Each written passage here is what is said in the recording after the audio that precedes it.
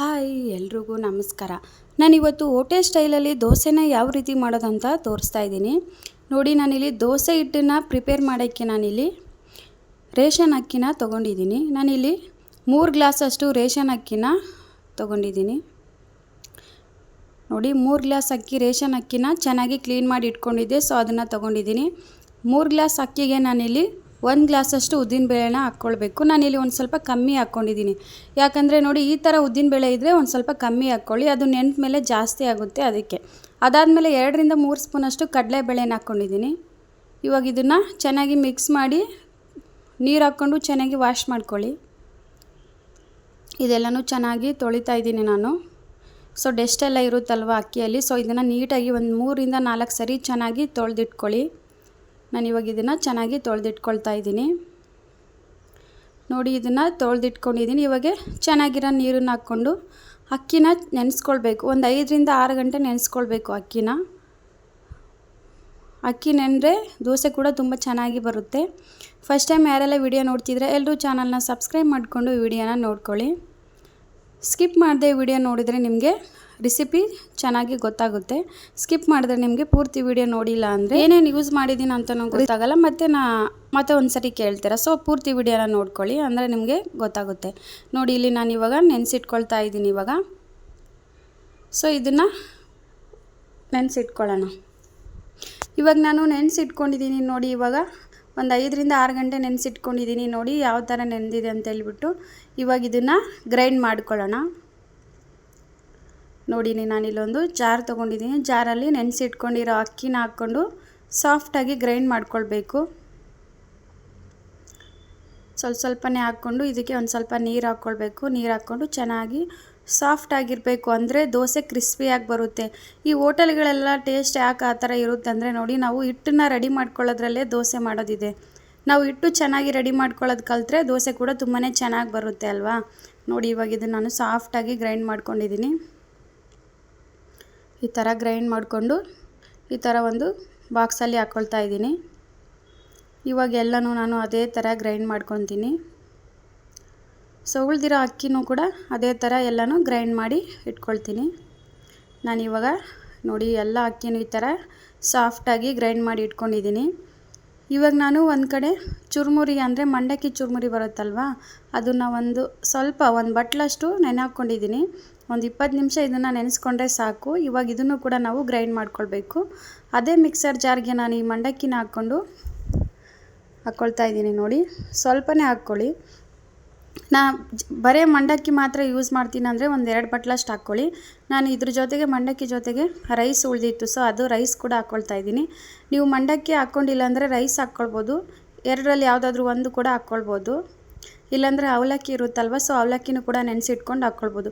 ಈ 3ರಲ್ಲಿ ಯಾವುದಾದ್ರೂ ಒಂದು ನೀವು ಯೂಸ್ ಮಾಡಿದ್ರೆ ಸೇಮ್ ಹೋಟೆಲಲ್ಲಿ ಟೇಸ್ಟ್ ಯಾವ ಥರ ಇರುತ್ತೆ ನೋಡಿ ದೋಸೆ, ಅದೇ ಥರನೇ ಟೇಸ್ಟ್ ಬರುತ್ತೆ.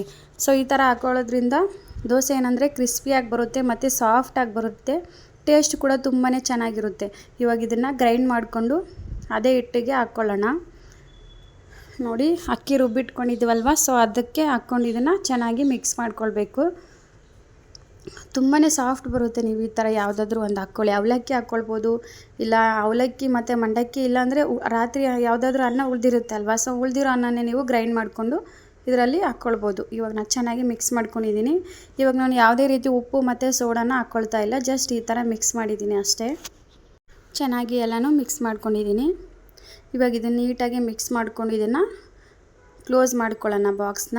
ಈ ಥರ ಬಾಕ್ಸಲ್ಲಿ ಹಾಕಿಟ್ರೆ ಹಿಟ್ಟು ಉಪ್ಪು ಬರುತ್ತಲ್ವ, ಸೊ ಹೊರಗಡೆ ಬರೋದಿಲ್ಲ. ಸೊ ಹಾಗಾಗಿ ನಾನು ಈ ಥರ ಬಾಕ್ಸಲ್ಲಿ ಹಾಕ್ಕೊಳ್ತಾ ಇದ್ದೀನಿ. ನೋಡಿ, ಈ ಥರ ನಾನು ಕ್ಲೋಸ್ ಮಾಡಿ ಕೆಳಗಡೆ ಒಂದು ಪ್ಲೇಟ್ ಇಟ್ಟಿದ್ದೀನಿ. ಯಾಕಂದರೆ ಬೆಳಿಗ್ಗೆ ಅನ್ನೋಷ್ಟಿಗೆ ಹಿಟ್ಟೇನಾದರೂ ಉಬ್ಬಿ ಬಿಟ್ಟರೆ ಎಲ್ಲನೂ ಹೊರಗಡೆ ಬರುತ್ತಲ್ವ, ಸೊ ಹೊರಗಡೆ ಬರಬಾರ್ದಂತ ಈ ಥರ ಪ್ಲೇಟ್ನ ಇಟ್ಟಿದ್ದೀನಿ.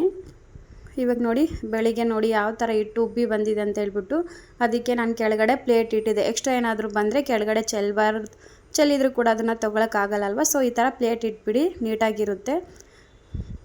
ಇನ್ನೊಂದೇನು ಟಿಪ್ಸ್ ಗೊತ್ತಾ ನಿಮಗೆ, ಹಿಟ್ಟು ಉಬ್ಬಿ ಬರಬೇಕಂದ್ರೆ ಹಿಟ್ಟೆಲ್ಲ ಮಿಕ್ಸ್ ಮಾಡಿ ಇಡ್ತೀರಲ್ವ, ಆವಾಗ ಒಂದು 2 ಮೆಣಸಿನ್ಕಾಯಿನ ನೀವು ಹಿಟ್ಟೆಲ್ಲ ಹಾಕಿಟ್ರೆ ನೋಡಿ, ಈ ಥರ ಹಿಟ್ಟು ಬೆಳಿಗ್ಗೆ ಅನ್ನೋಷ್ಟಿಗೆ ಈ ಥರ ನೀವು ಮಾಡಿಟ್ರೆ ಹಿಟ್ಟು ಚೆನ್ನಾಗಿ ಉಬ್ಬಿ ಬರುತ್ತೆ ಮತ್ತು ದೋಸೆ ಕೂಡ ಕ್ರಿಸ್ಪಿಯಾಗಿ ಬರುತ್ತೆ ಮತ್ತು ಸಾಫ್ಟಾಗಿ ಬರುತ್ತೆ ಅಲ್ವಾ. ಈ ಟ್ರಿಕ್ನ ಯೂಸ್ ಮಾಡಿ ನೀವು ಕೂಡ. ಚಳಿಗಾಲದಲ್ಲೆಲ್ಲ ಹಿಟ್ಟು ಉಬ್ಬಿ ಬರೋದಿಲ್ವಲ್ವ, ಆ ಟೈಮಲ್ಲಿ ನೀವು ಹಿಟ್ಟನ್ನ ಯೂಸ್ ಮಾಡ್ಕೊಳ್ಬೋದು. ಸೊ ನೋಡಿ, ಇವಾಗ ನಾನು ಇದನ್ನು ನನಗೆ ಎಷ್ಟು ಹಿಟ್ಟು ಬೇಕೋ ದೋಸೆ ಮಾಡೋಕ್ಕೆ ಅಷ್ಟನ್ನು ಇನ್ನೊಂದು ಪಾತ್ರೆಯಲ್ಲಿ ಹಾಕ್ಕೊಳ್ತೀನಿ. ಮತ್ತು ಉಳಿದಿರೋ ಹಿಟ್ಟನ್ನು ಫ್ರಿಜ್ಜಲ್ಲಿ ಇಟ್ಕೊಳ್ತೀನಿ. ಮತ್ತು ಯಾವಾಗ ದೋಸೆ ಮಾಡೋಕ್ಕೆ ಬೇಕೋ ಅವಾಗ ಯೂಸ್ ಮಾಡ್ಕೊತೀನಿ. ಇವಾಗ ನೋಡಿ, ಈ ಪಾತ್ರೆಯಲ್ಲಿ ಹಿಟ್ಟನ್ನು ಹಾಕ್ಕೊಂಡಿದ್ದೀನಿ. ಇವಾಗ ಇದಕ್ಕೆ ಉಪ್ಪನ್ನು ಹಾಕ್ಕೊಂಡಿದ್ದೀನಿ. ಮತ್ತು ಇವಾಗ ಹಿಟ್ಟು ಗಟ್ಟಿ ಇದೆ ಅಲ್ವ, ಒಂದು ಸ್ವಲ್ಪ ನೀರು ಹಾಕ್ಕೊಂಡು ಇದನ್ನು ದೋಸೆ ಬ್ಯಾಟರ್ ಯಾವ ರೀತಿ ಇರುತ್ತೆ ನೋಡಿ ಆ ರೀತಿಯಲ್ಲಿ ಇದನ್ನು ರೆಡಿ ಮಾಡ್ಕೊಂಡಿದ್ದೀನಿ. ಜಾಸ್ತಿ ಗಟ್ಟಿನೂ ಇರಬಾರ್ದು ಮತ್ತು ಜಾಸ್ತಿ ನೀರು ಕೂಡ ಇರಬಾರ್ದು. ನೋಡಿ, ಇವಾಗ ಈ ಥರ ಮಾಡ್ಕೊಂಡಿದ್ದೀನಿ. ಇವಾಗ ದೋಸೆ ಮಾಡ್ಕೊಳ್ಳೋಣ.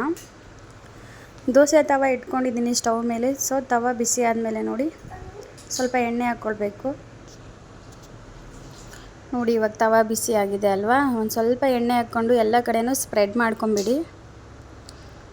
ಸ್ಪ್ರೆಡ್ ಮಾಡಿಕೊಂಡು ಮತ್ತು ಒಂದು ಸ್ವಲ್ಪ ಬಿಸಿ ಆದಮೇಲೆ ನೀರು ತೊಗೊಳ್ಬೇಕು. ನೀರು ತೊಗೊಂಡು ನೋಡಿ ದೋಸೆ ತವಾಗೆ ನೀರು ಸಿಮ್ಸ್ಕೊಳ್ಳಿ.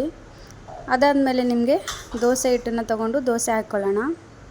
ನಿಮಗೆ ಯಾವ ಸೈಜಲ್ಲಿ ದೋಸೆ ಬೇಕೋ ಆ ಸೈಜಲ್ಲಿ ದೋಸೆನೇ ಹಾಕ್ಕೊಳ್ಳಿ. ನಾನಿಲ್ಲಿ ಮೀಡಿಯಮ್ ಆಗಿ ದೋಸೆನ ಹಾಕ್ಕೊಂಡಿದ್ದೀನಿ. ಈ ಥರ ನೋಡಿ ನಿಧಾನವಾಗಿ ಸ್ಪ್ರೆಡ್ ಮಾಡಿಕೊಂಡ್ರೆ ದೋಸೆ ಚೆನ್ನಾಗಿ ಬರುತ್ತೆ. ನೋಡಿ, ಈ ಥರ ಒಂದೇ ಸರಿ ಈ ಥರ ಸ್ಪ್ರೆಡ್ ಮಾಡ್ಕೊಳ್ಬೇಕು. ಬೇಗನೆ ನಿಧಾನ ಮಾಡಿದ್ರೆ ಅಂಟ್ಕೊಂಡು ಬಿಡುತ್ತೆ ಅಲ್ವಾ ತವಕ್ಕೆ. ನಾವು ನಿಧಾನವಾಗಿ ಈ ಥರ ಸ್ಪ್ರೆಡ್ ಮಾಡಿ ಒಂದು ಸ್ವಲ್ಪ ಬಿಟ್ಟು ಮತ್ತೆ ಎಣ್ಣೆ ಹಾಕ್ಕೊಳ್ಬೇಕು ಮೇಲೆ.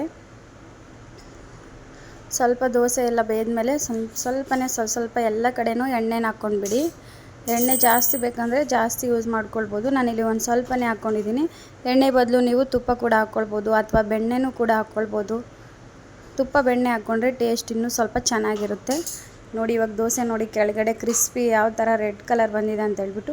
ಈ ಥರ ಕಲರ್ ಬರಬೇಕಂದ್ರೆ ನಾವು ಒಂದು ಸೀಕ್ರೆಟ್ ಹೇಳಿದ್ನಲ್ವ, ಅದನ್ನು ಮೇಂಟೈನ್ ಮಾಡಬೇಕು ನೀವು. ಅಂದರೆ ದೋಸೆ ಈ ಥರ ಕಲರಾಗಿ ಬರುತ್ತೆ. ನಿಧಾನವಾಗಿ ನೋಡಿ ಈ ಥರ ದೋಸೆನ ತೆಗಿತಾ ಇದ್ದೀನಿ. ನೋಡಿ, ಫಸ್ಟ್ ಟೈಮ್ ಈ ಥರ ಫಸ್ಟ್ ದೋಸೆ ಯಾವಾಗಲೂ ಇದೇ ಥರನೇ ಬರುತ್ತೆ. ನೆಕ್ಸ್ಟ್ ಮಾಡ್ಕೊಂಡಾಗ ಚೆನ್ನಾಗಿ ಬರುತ್ತೆ. ಯಾಕಂದರೆ ದೋಸೆ ಎಲ್ಲ ಕ್ಲೀನ್ ಮಾಡ್ಕೊಂಡಿರ್ತೀವಲ್ವ, ತೊಳಿಬೇಕಾದ್ರೆ 1-2-3 ದೋಸೆ ಚೆನ್ನಾಗಿ ಬರಲ್ಲ ಫಸ್ಟು, ಆಮೇಲೆ ಚೆನ್ನಾಗಿ ಬರುತ್ತೆ. ಕಲರ್ ನೋಡ್ತಾ ಇರ್ಬೋದು ನೀವು, ಹೋಟೆಲಲ್ಲಿ ಯಾವ ಥರ ಕ್ರಿಸ್ಪಿಯಾಗಿ ಬರುತ್ತೆ ನೋಡಿ ಅದೇ ಥರನೇ ಬಂದಿದೆ ಅಲ್ವಾ. ನೀವು ಈ ಥರ ದೋಸೆ ಮಾಡ್ಕೊಳ್ಬೇಕಂದ್ರೆ ಹಿಟ್ಟನ್ನು ಚೆನ್ನಾಗಿ ರೆಡಿ ಮಾಡಿಕೊಂಡ್ರೆ ದೋಸೆ ಕೂಡ ಚೆನ್ನಾಗಿ ಬರುತ್ತೆ ಅಲ್ವಾ. ನೋಡಿ, ಇನ್ನೊಂದು ದೋಸೆ ಹಾಕ್ಕೊಳ್ತಾ ಇದ್ದೀನಿ. ಇದೇ ಥರನೇ ದೋಸೆ ಮಾಡ್ಕೊಳ್ಳಿ, ತುಂಬಾ ಚೆನ್ನಾಗಿ ಬರುತ್ತೆ. ನೋಡಿದ್ರಲ್ವಾ, ಈ ರೆಸಿಪಿ ಏನಾದರೂ ನಿಮಗೆ ಇಷ್ಟ ಆಗಿದ್ದರೆ ಲೈಕ್ ಮಾಡಿ, ಕಮೆಂಟ್ ಮಾಡಿ ಮತ್ತು ನಿಮ್ಮ ಫ್ರೆಂಡ್ಸ್ಗೆ ಶೇರ್ ಮಾಡ್ಕೊಳ್ಳಿ. ಮತ್ತು ನನ್ನ ಚಾನಲ್ನ ಸಬ್ಸ್ಕ್ರೈಬ್ ಮಾಡಿಕೊಂಡು ಸಪೋರ್ಟ್ ಮಾಡಿ. ಇನ್ನೊಂದು ದೋಸೆ ಹಾಕಿದ್ದೀನಿ ನೋಡಿ. ಮತ್ತು ಒಂದು ಸ್ವಲ್ಪ ಮೇಲೆ ಎಣ್ಣೆ ಹಾಕ್ಕೊಳ್ಳೋಣ. ಇವಾಗ ಎಣ್ಣೆ ಹಾಕ್ಕೊಂಡು ಬೇಯಿಸ್ಕೊಳ್ಳೋಣ. ತುಂಬಾ ಸಿಂಪಲ್ಲಾಗಿ ನೀವು ಮನೆಯಲ್ಲೇ ಹೋಟೆಲ್ ಸ್ಟೈಲಲ್ಲಿ ದೋಸೆನ ಮಾಡ್ಕೊಳ್ಬೋದು. ಒಂದೇ ಒಂದು ಹೇಳಿದ್ನಲ್ವ ಟ್ರಿಕ್ನ, ಆ ಟ್ರಿಕ್ ಯೂಸ್ ಮಾಡಿಕೊಂಡ್ರೆ ನೀವು ಮನೆಯಲ್ಲೇ ಕ್ರಿಸ್ಪಿ ದೋಸೆನ ಮಾಡ್ಕೊಳ್ಬೋದು. ನೋಡಿ, ಇವಾಗ ಇದನ್ನು ತೆಗಿಯೋಣ. ಇವಾಗ ದೋಸೆನ ತೆಗಿತಾ ಇದ್ದೀನಿ. ನೀಟಾಗಿ ದೋಸೆನ ತೆಕ್ಕೊಳ್ಳಿ. ನಾನು ದೋಸೆ ಜೊತೆ ನೀವು ಚಟ್ನಿ ಮತ್ತು ಆಲೂಗಡ್ಡೆ ಪಲ್ಯನ ಮಾಡ್ಕೊಳ್ಬೋದು. ನಾನು ಆಲೂಗಡ್ಡೆ ಪಲ್ಯನ ನನ್ನ ಚಾನಲಲ್ಲಿ ವಿಡಿಯೋನ ಶೇರ್ ಮಾಡ್ಕೊಂಡಿದ್ದೀನಿ. ನಿಮ್ಗೆ ಏನಾದರೂ ಲಿಂಕ್ ಬೇಕಂದರೆ ಕಮೆಂಟ್ ಮಾಡಿ. ಇವಾಗ ದೋಸೆನ ಸರ್ವ್ ಮಾಡ್ಕೊಂಡಿದ್ದೀನಿ. ದೋಸೆ ರೆಡಿ ಆಯಿತು.